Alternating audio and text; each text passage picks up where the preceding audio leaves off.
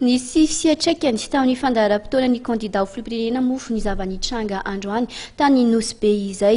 Ny fitsidihana ny Nosy dia tafiditra tao anatin'ny fandaharam-potoana ny kandida Ery Rajaonarimampianina noho ny zavanitranga tany an-toerana kosa nefa dia voatery nofoanana ny fatongavany sy ny famorim-bahoaka izay nohevery ny Ery vaovao notanterahana tao Nosy be Elville. Ny azo avetrany ny tany Antsoy kosa ny ekipa ny kandida Ery Rajaonarimampianina nanohy ny fampielezan-kevitra. Ao anatin'ny politika ary no anoizantsika ny vaovao manoloana ny rahapirenena misy amin'izao fotoana izao dia nitondra ny heviny Andriamatoa Emile Ratefinanahary. Anisany noresahany ity mpanao politika ity ny momba ny fitakiany ny mpianatra eny amin'ny université momba ny fifidianana ary mikasika ny antoko TIM ihany koa.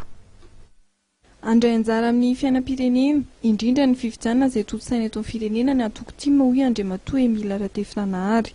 Nosiritana ihany koa fa manaraka amin'ny fepetra rehetra amin'ny mahatoko azy ny TIM ary verina hoy izy fa tokony samby kambana no mandamy mandraray rehetra momba ny antoko.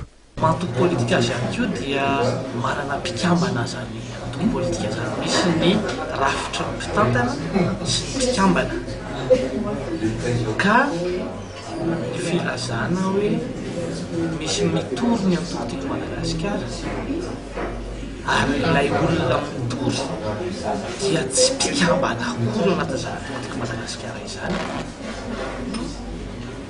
Aleo ny samy tiako Madagasikara no resaka momba zany antoko zany fa tsy olona ivelany antoko no ilaza hoe tsy sy hitorony an'izany antoko tiako Madagasikara izany.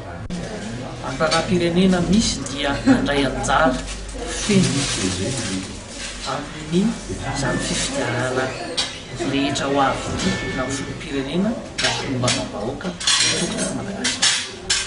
Ny fanapahan-kevitra amin'ny tohanany dia satria marihako fa Andriamatoa Rajaonarimampianina dia minarana tenany manokana no nandehanany nanohana kandida iray fa ny antoko kosa dia mbola anapa-kevitra amin'ny faran'ny herinandro ity ary herinandro dia ilazantsika an'izay fanapahan-kevitra izay ny antoko tiako Madagasikara. Mikasika amin'ny fitakiana izay tanterahan'ny mpianatry ny université dia nitondra ny heviny amin'ny maha efa-pitarika mpianatra azy Andriamatoa Emile Ratefinanahary.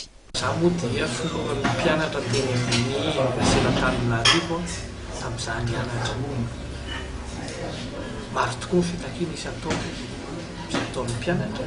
Inona moa ny antony dia tsy fahatanterahany tokony andraikitra sy mpitondra fanjakana ny adidiny sy ny andraikiny.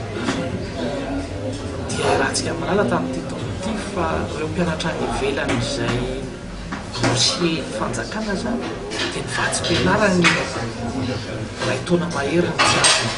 Dia rahantsika mahita tany Sinaka misy mpianatra iray maty reny. Manjato zany ny mpianatra manana olana any ivelany. Eto toerana ihany koa dia hitantsika io fa efa bolana zany ny tsy nahazo vadim-pianarana ny mpianatra ireo. Any tsy avy ao ny mpianatra mihitsy ilay fototra ilay atao hoe fitakiana fitotanana fa ilay mpitantana mihitsy no tsy mahavita ny adidiny.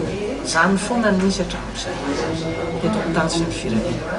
Tamin'ity dia inona moa ny olana ny resaka vadim-pianarana natany ivelany nahita ao toerana io? Emile Ratefinanahary izay manao antso ny tokony hamanaingana ny olona mpianatra eny amin'ny université.